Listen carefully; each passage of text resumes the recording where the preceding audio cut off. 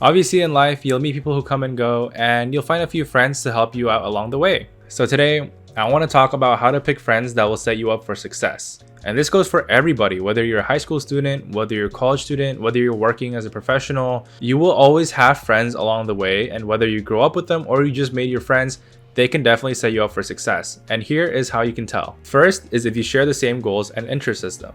Now, I'm not talking about the same goals as in you want to do the same thing in your career. You both don't have to want to be doctors. You both don't want to have to be lawyers, but you both should have general ideas of what you want to do in the future, and they should somewhat align. Like, for example, you both want to be financially free, or you want to buy a house, maybe in a nice suburban neighborhood. Now, just by having the same goals, you guys can slowly just push each other to get to that step.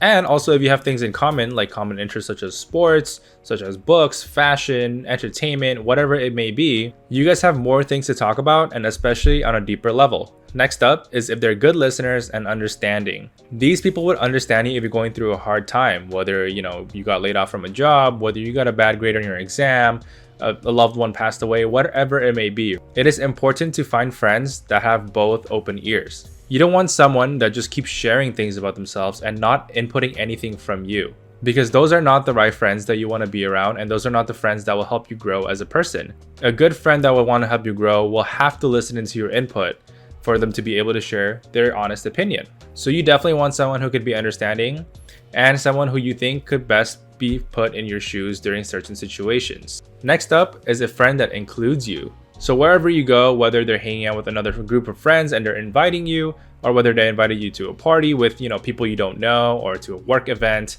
to a school event, whatever it may be, you want a friend that will include you and introduce you to them. You never want to feel like a third party or like the third wheel of the group, right? You want a friend that goes like, hey, this is my friend so-and-so, and this is what he does, and I would love for you guys to meet him. Now, this is important because, for example, let's say you're trying to be a doctor, right? And your friend invites you to go to a hangout with other doctors potentially. Now, it's important for your friend to introduce you to them so that you can have also a solid connection with those who are in the same profession as you. If your friend just kind of sits there and talks to the other people and just kind of puts you on the side, that is not a friend for your growth. Next up on the list is going to be a no-brainer. You want someone with loyalty and honesty to be your friend. Now, you want someone with loyalty that won't just leave you and use you for something that you do for them. And the most important part is someone who could be honest with you and someone who could give you a constructive criticism in a non-disrespecting manner. It's very, very different to give someone constructive criticism and to just straight up disrespect someone and just make fun of someone, right? Friends who give you constructive criticism are definitely the ones you want to keep because one, not only are they honest, but two, they will tell you their opinion on how you can improve a certain thing. So if you're trying to design something, you're trying to make a school project, and you want a friend that'll be able to help you out, you want somebody with this quality.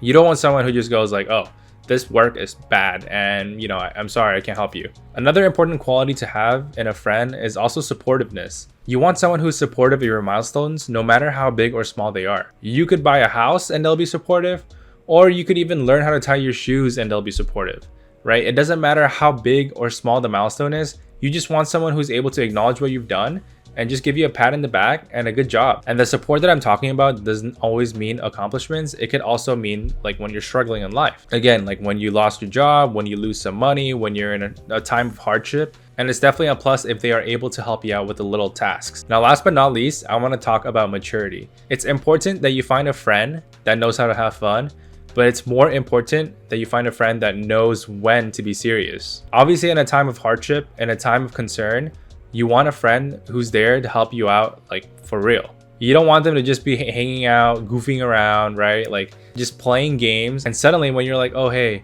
something came up, this happened, I'm not able to do this. You don't want someone that's like, oh, okay, that sucks. Well, we'll see you next time. No, you want someone that's like, hey, I'm sorry you're going through that. What can I do to help? You want someone that's able to go from fun to serious mode, like quick. You definitely don't want someone who's a little immature and just thinks everything as a joke and never takes you seriously, because you may be in some serious situations and your friend might not even be there to help you out in the times that you need them the most. Now, with that being said, those are the qualities of friends that I have that I look for if I want to keep them in my life for my success. Now, again, it is important to know that obviously you can't keep everybody as a friend, right? You can't have hundreds of friends and be able to maintain them all at the same time. So just know that you obviously want to select a few, and there's definitely a lot of other people that I wish, I'm closer to, but there's just so little time that I have, especially with everything I'm juggling. So don't be sad that you don't have a lot of friends, or don't be sad that, oh, I don't know if I have the right friends for success or whatever. And just be sure that you pick a few who, you value and who you think will have potential to set you up for success. Now, with that being said, I hope this video helps you out, and I'll catch you guys all in another video. Bye, guys.